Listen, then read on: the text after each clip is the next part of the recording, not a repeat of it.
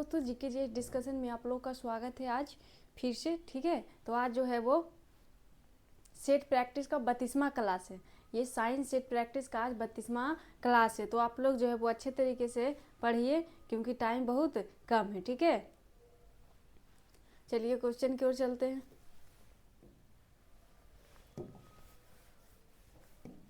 पहला क्वेश्चन कह रहा है कि निम्न में से किसका प्रयोग लेड पेंसिल बनाने में किया जाता है। निम्नलिखित में से किसका प्रयोग जो है वो लेड पेंसिल में किया जाता है। क्या जूट का या ग्रेफाइट या चारकोल या फिर ग्लिसरॉल का। तो किसका प्रयोग जो होता है वो पेंसिल का लेड मतलब कि पेंसिल का जो लीड होता है वो बनाने के लिए किसका प्रयोग किया जाता है। तो ये किसका ग्रेफाइट का। किसका प्रयोग किया जाता है तो ये ग्रेफाइट का। ये कैसा होता है तो ये चमकीला होता है। कैसा होता है ग्रेफाइट की हम बात कर ले तो ये एक आधातु होता है। क्या होता है आधातु होता है। फिर भी क्या होता है आधातु होने के बावजूद भी ये विद्युत का क्या होता है सुचालक होता है। ताप और विद्युत का सुचालक होता है। ताप और विद्युत का सुचालक होता है। ताप और विद्युत का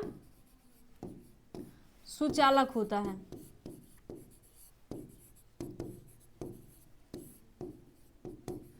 ऐसा क्यों होता है ये आधातु तो इसको जो है वो विद्युत का सुचालक नहीं होना चाहिए क्योंकि विद्युत का सुचालक क्या होता है तो ये धातु में होता है आधातु में नहीं होता है। लेकिन ये एकमात्र ऐसा धातु है जो क्या होता है ताप और विद्युत का सुचालक होता है। ऐसा क्यों होता है तो ये जो है वो इलेक्ट्रॉन को मुक्त करता है जिसके कारण क्या हो जाता है तो ये जो है विद्युत का सुचालक हो जाता है। ठीक है, अब हम ग्रेफाइट की जब बात कर ले तो ये कैसा होता है तो ये चमकीला होता है। चमकीला।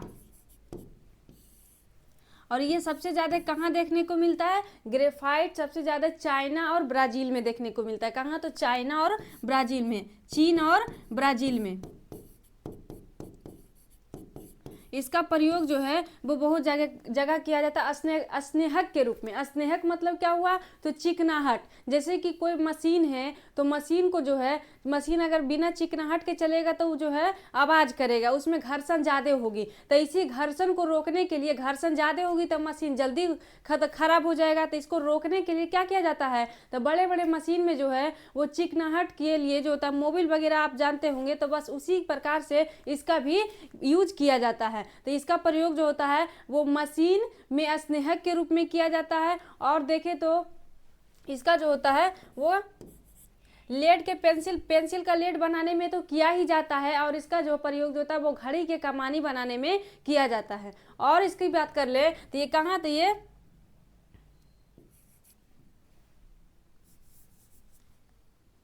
इसका प्रयोग जो होता है स्नेहक के रूप में किया जाता है।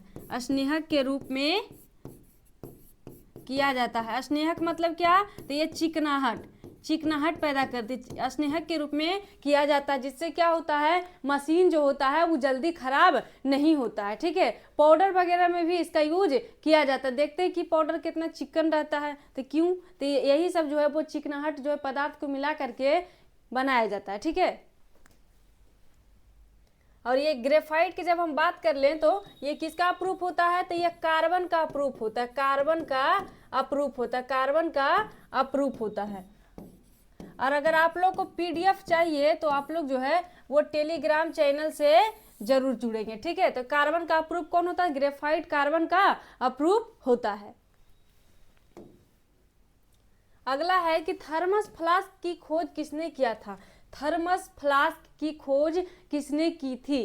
क्या मार्कोनी ने या ग्राहम बेल ने या फिर जेम्स डेवर ने या जे.एल. बेयर्ड ने। तो ये किसने किया था थर्मस फ्लास्क की खोज किसने किया था तो इसको जेम्स डेवर ने किया था। किसने किया था जेम्स डेवर ने। इसको क्या कहा जाता है थर्मस फ्लास्क का दूसरा नाम क्या है इसका दूसरा नाम निर्वात कुप्पी है। निर्वात कुप्पी के नाम से भी इसको जाना जाता है। निर्वात कुप्पी थर्मस फ्लास्क में क्या होता है कि जिस टेम्परेचर पर अगर कोई चीज़ गर्म रखते हैं तो वो गर्मे रह जाता है, अगर हम ठंडा रखते हैं तो ठंडा ही रहता है बहुत टाइम तक, है ना, क्योंकि वो हवा से बाहरी वातावरण से उसको संपर्क नहीं होता है, जिससे क्या होता है उसे किसी से क्रिया वगैरह नहीं करता, जिससे वो उसकी ताप बनी की बनी रह जाती है। तो इसमें क्या, थर्मस फ्लास्क की खोज किसने किया था, जेम्स डेबर ने। और थर्मस फ्लास्क का ही दूसरा नाम क्या है, तो निर्वात कुप्पी है। निर्वात मतलब क्या, तो वहाँ जो कोई माध्यम नहीं है, और कुप्पी मतलब क्या, निर्वात कुप्पी मतलब कि वहाँ जो है वो गैस वगैरह अन्य गैस अंदर से बाहर नहीं होगा, और नहीं होगा तो उसमें जो है बनी की बनी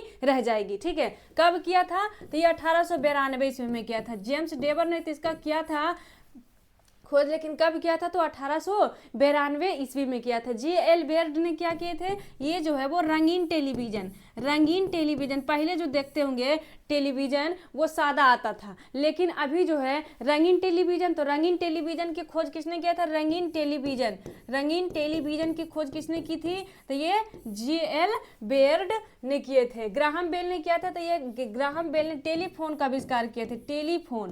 टेलीफोन का आविष्कार किए थे किसने, तो ग्राहम बेल ने। मार्कोनी ने क्या किया था, तो मार्कोनी ने रेडियो का आविष्कार किया था। रेडियो सुनते होंगे, तो रेडियो का आविष्कार किसने किया था, मार्कोनी ने किए थे। ठीक है, चलिए अगला क्वेश्चन।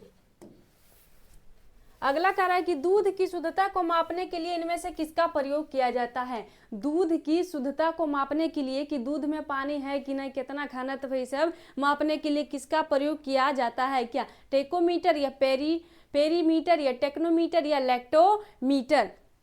इसका आंसर क्या हो जाएगा, तो लैक्टोमीटर। दूध के घनत्व को शुद्धता को मापने के लिए किसका प्रयोग किया जाता है, तो लैक्टोमीटर का। टेकोमीटर की हम बात करें, टेकोमीटर क्या मापता है, तो ये मशीन की गति को मापता है। मशीन की गति की कितना गति से जो है ये मशीन चल रही है, तो मशीन की गति को कौन मापता है, तो ये टेकोमीटर मापता है। ठीक है, अगला क्वेश्चन है कि भेड़ में एंथ्रेक्स होने का क्या कारण है। भेड़ में एक बीमारी हो जाता है एंथ्रेक्स रोग, वो किसके कारण होता है, क्या फंजाई या बैक्टीरिया या एल्गी या फिर वायरस। एंथ्रेक्स जो है वो किसके कारण हो जाता है, तो किसके कारण हो जाता है, तो ये बैक्टीरिया के कारण। किसके, बैक्टीरिया कहिए या फिर जीवाणु कहिए, बैक्टीरिया कहिए या जीवाणु कहिए, तो बैक्टीरिया के कारण होता है। अच्छा, ये एंथ्रेक्स रोग जो होता है वो पशु तथा मानव में भी देखने को मिलता है। पशु तथा मानव में भी देखने को,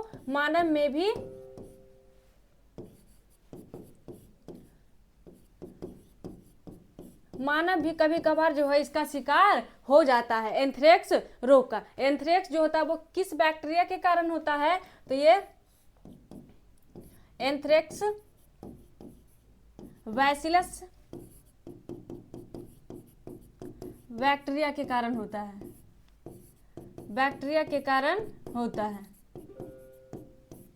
ठीक है, चलिए अगला क्वेश्चन कह रहा है कि आग बुझाने में किसका प्रयोग किया जाता है। आग को बुझाने के लिए किसका प्रयोग किया जाता है, क्या सोडियम बाइकार्बोनेट या फिर सोडियम कार्बोनेट या पोटास एलम या फिर पोटेशियम नाइट्रेट। किसका प्रयोग जो है वो किया जाता है आग बुझाने में, तो आग बुझाने में किसका प्रयोग किया जाता है, ये सोडियम बाइकार्बोनेट। सोडियम बाइकार्बोनेट के बारे में तो हम आप लोग को बहुत बार बता चुके हैं कि इसको जो है वो खाने वाला सोडा या मीठा सोडा के नाम से जाना जाता है। खाने वाला सोडा या मीठा सोडा के नाम से जाना जाता है। इस पर कल भी क्वेश्चन हम लाए थे, क्यों, कल जो क्वेश्चन लाए थे कि ये पूरी जो होता है वो फूलने के लिए है ना, इस तरह इसी टाइप का क्वेश्चन था, इतना याद नहीं हमको। आग बुझने में किसका प्रयोग किया जाता है, तो सोडियम बाइकार्बोनेट का। क्यों, तो ये जो होता है सोडियम बाइकार्बोनेट जो होता है ये CO2 मुक्त करता है, CO2 मुक्त करता है, जिससे क्या होती है, तो ये CO2 एक भारी गैस होती है। CO2 जो है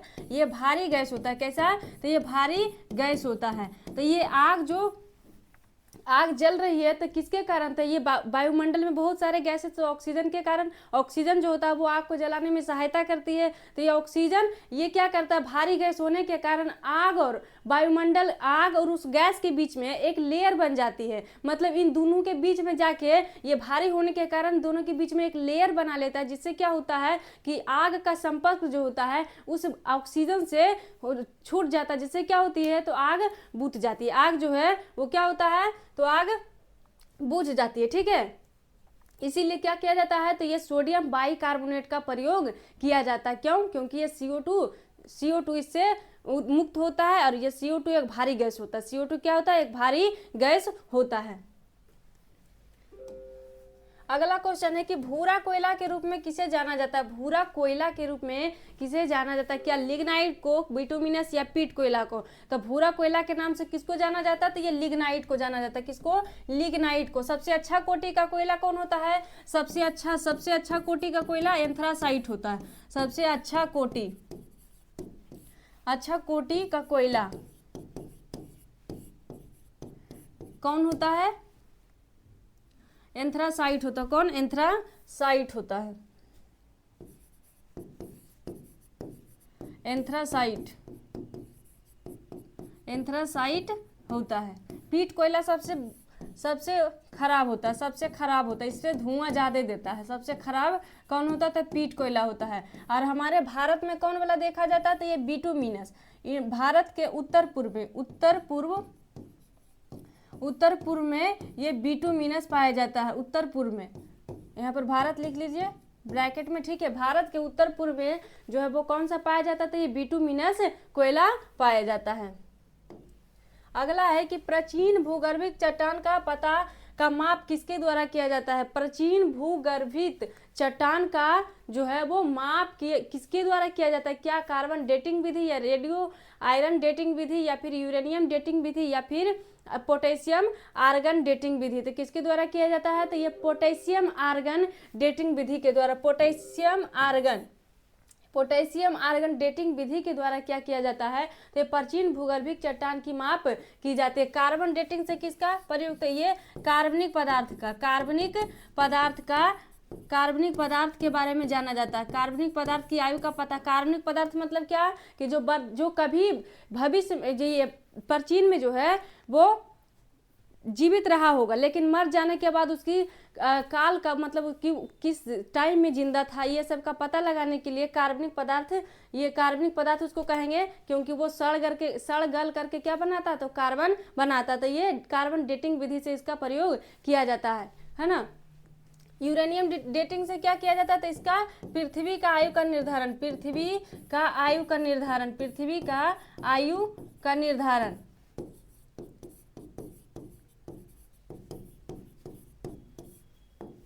ठीक है। अगला क्वेश्चन है कि प्रकाश संश्लेषण की क्रिया अधिकतम किस प्रकाश में होती है?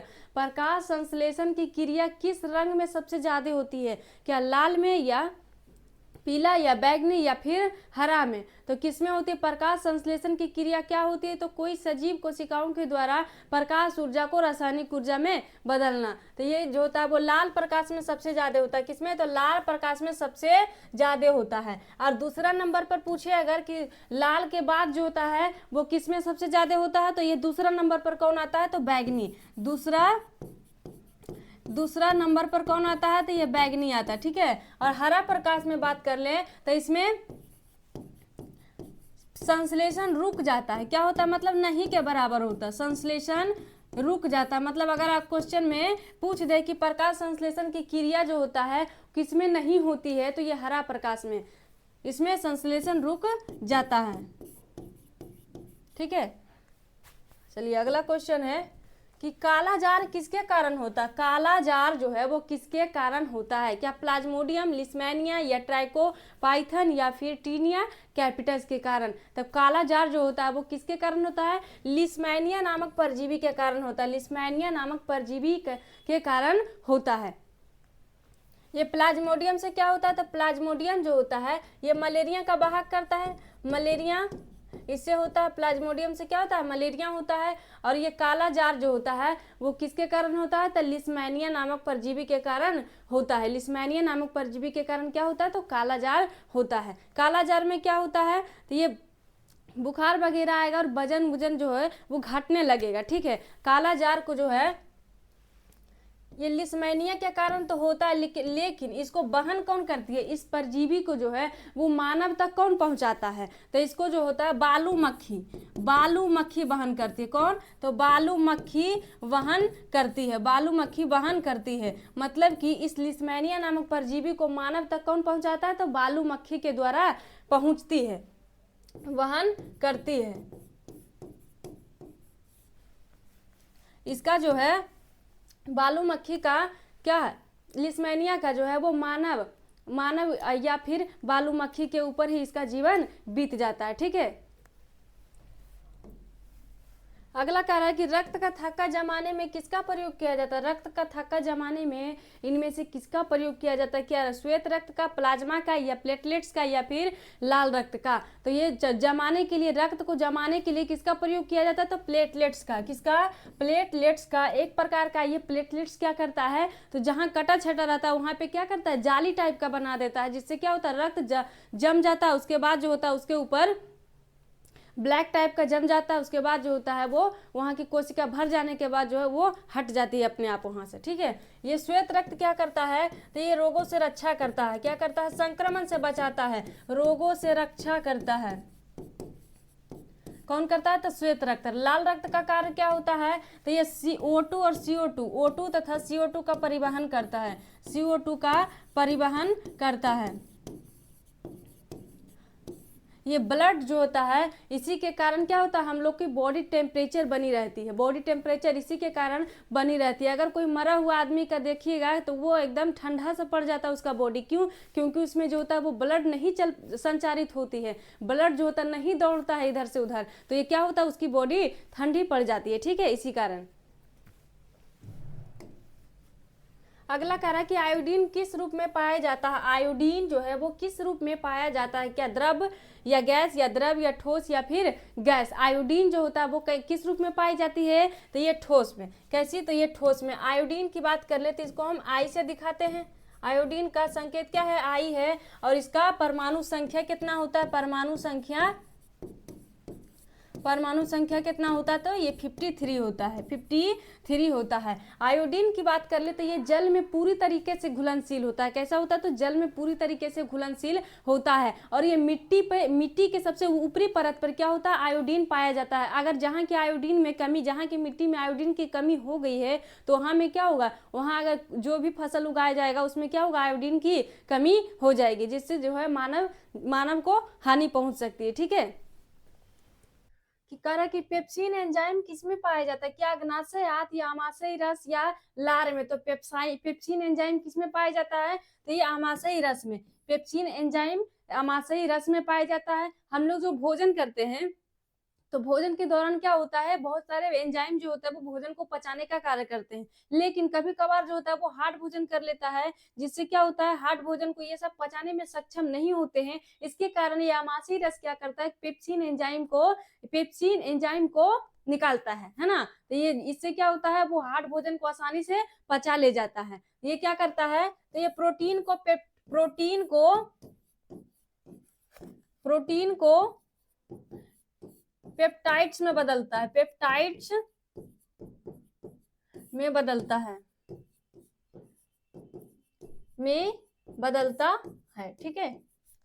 चलिए अगला क्वेश्चन है कि जरा दृष्टि दोष को दूर करने के लिए किस लेंस का प्रयोग किया जाता है। जरा दृष्टि दोष को दूर करने के लिए क्या उत्तल, अवतल, या बायोफोकल, या बेलनाकार। तो ये जरा दृष्टि दोष को दूर करने के लिए किसका प्रयोग किया जाता है, तो बायोफोकल लेंस का प्रयोग किया जाता है। ये जो होता है वो बुढ़ापे में देखने को मिलती है। बायोफोकल में क्या होता है, ये जरा दृष्टि दोष में मतलब क्या आता है, इसमें जो होता है ना दूर का दिखता है और ना ही नजदीक का दिखता है। तो इसमें जो होता है वो उत्तल और अवतल दोनों का प्रयोग किया जाता है, दोनों लेंस का प्रयोग किया जाता है। बात कर ले बेलनाकार, तो ये बेलनाकार लेंस का प्रयोग किसमें किया जाता है, तो आबिंदुकता, जिसको आबिंदुकता हो गया है, आबिंदुकता में उसका जो था वह बेलनाकार लेंस का प्रयोग करते हैं। अगला कार्य कि सोना में क्या मिलाया जाता है। सोना जो है वो खाली सोना से, मतलब सिर्फ सोना से ये जो है आभूषण को नहीं तैयार किया जा सकता। क्यों, क्योंकि जो अगर खाली सोना से बनाया जाएगा ना तो ये आभूषण गल जाएगा। तो इसके लिए इसमें क्या मिलाया जाता है ताकि ये टिके और ज्यादा दिन तक रहे और उसमें मजबूती प्रदान हो। तो ये जो है सोना के साथ क्या मिलाया जाता है, तो तांबा इसलिए मिलाया जाता है ताकि ये मजबूती प्रदान करता है। और ये जो होता है खाली अगर सोना से हम बनाते हैं तो ये क्या हो जाएगा, गल जाएगा, गल करके गिर जाएगा। ठीक है, अगला क्वेश्चन कह रहा है कि ट्यूबलाइट के अंदर किसका मिश्रण होता है? ट्यूबलाइट के अंदर किसका मिश्रण होता है? क्या mercury argon, silver argon, copper argon या टंगस्टन आर्गन? तो ये जो होता है ट्यूबलाइट के अंदर मरकरी के साथ आर्गन होता है, मरकरी आर्गन। मरकरी जो होता है, ये मरकरी का प्रयोग जो होता है बहुत कम किया जाता है, बहुत कम, बहुत कम। क्यों? क्योंकि ये जो होता है हमारी वायुमंडल को हानि पहुंचा देती है। लेकिन अगर खाली, जैसे कि इसमें तो जोड़ा में दिया हुआ है ना, तो यही पूछ देगा कि अगर बताइए कि ट्यूबलाइट के अंदर कौन सी गैसें भरी होती है, और उसमें खाली दे दे आर्गन, आर्गन दे दे, नाइट्रोजन दे दे, इस टाइप से दे दे, तो क्या लगाना है? आर्गन लगाना है। ठीक है। अगला है कि इनमें से किस तरंगों को उष्मीय तरंग कहा जाता है? उष्मीय तरंग के नाम से किस तरंग को जाना जाता है? क्या अवरक्त तरंग, रेडियो पराबैंगनी या सूक्ष्म तरंग? तो ये उष्मीय तरंग के नाम से किसको जाना जाता है? अवरक्त तरंग को, अवरक्त तरंग को जाना जाता है। अगला क्वेश्चन कह रहा है कि निम्न में से ऊर्जा मापन की इकाई नहीं है, बताइए कि इन चारों में से ऊर्जा मापने की इकाई कौन नहीं है? तो ये ऊर्जा मापने की इकाई नहीं है, ये क्या है? तो ये दाब, पास्कल जो होता है वो दाब मापने की इकाई होता है। दाब बराबर क्या होता है? तो बल, बल बटे क्षेत्रफल होता है। क्या होता है? बल बटे क्षेत्रफल। न्यूटन प्रति मीटर स्क्वायर, न्यूटन प्रति मीटर स्क्वायर इसका। ठीक है। अगला, अगला कह रहा है कि जूल अर्घ की बात कर ले, तो एक अर्घ में कितना जूल होता है? एक अर्घ बराबर कितना जूल? तो 10⁻⁷ जूल होता है, 10⁻⁷ जूल होता है। और अगर पूछ दे एक जूल में कितना अर्घ होता है, तो एक जूल में 10⁻7 जूल होता है, 10⁻7 जूल होता है। एक कैलोरी में कितना होता है? तो एक कैलोरी बराबर कितना होता है? एक कैलोरी बराबर 4.186 जूल होता है ना। ये भोजन वगैरह जो हम लोग करते हैं तो इसको किस में मापन किया जाता है? तो कैलोरी में की जाती है कि इतना कैलोरी भोजन आपको लेना है। ठीक है। अगला कह रहा है कि कौन सा धातु का प्रयोग पानी को शुद्ध करने के लिए किया जाता है? कौन सी धातु का प्रयोग पानी को शुद्ध करने के लिए किया जाता है? क्या फास्फोरस, ब्रोमीन, क्लोरीन या फिर सल्फर? तो ये क्लोरीन का प्रयोग किया जाता है। किसका? क्लोरीन का प्रयोग किया जाता है। इसका परमाणु संख्या कितना होता है? 17 होता है। इसकी परमाणु संख्या कितनी होती है? 16 होती है। ब्रोमीन का कितना होता है? तो ये 35 होता है। और ये फास्फोरस की परमाणु संख्या कितना होती है? तो 15 होती है। ठीक है। चलिए अगला क्वेश्चन कह रहा है कि एक ध्वनि तरंग की आवृत्ति 20 ये 200 हर्ट्ज है और तरंग दैर्घ्य 2 मीटर है, तो बताइए कि उसकी जो है वो ध्वनि तरंग की गति क्या होगी? तो इसको किससे, तरंग दैर्घ्य को हम लोग लेमडा से दिखाते हैं, और इसको जो तो फ्रीक्वेंसी, आवृत्ति यानी कि ये आवृत्ति यानी कि ये फ्रीक्वेंसी, और ये तरंग दैर्घ्य क्या हो गया? तो ये v बराबर क्या हो जाएगा? वेग, गति पूछ रहा है, तो v बराबर होगा lambda into frequency, lambda into frequency. कितना हो जाएगा? 400 मीटर प्रति सेकेंड, 400 मीटर प्रति सेकेंड हो जाएगा। ठीक है।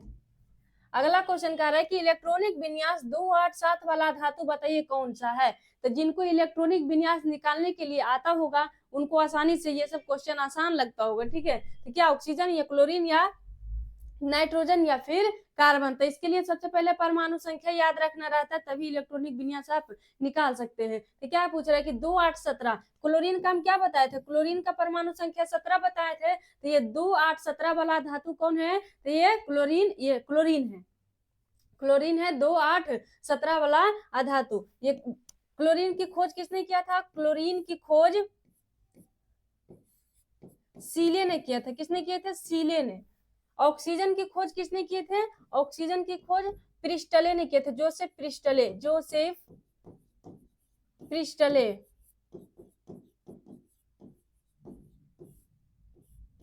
और ये नाइट्रोजन की खोज किसने किया था? तो ये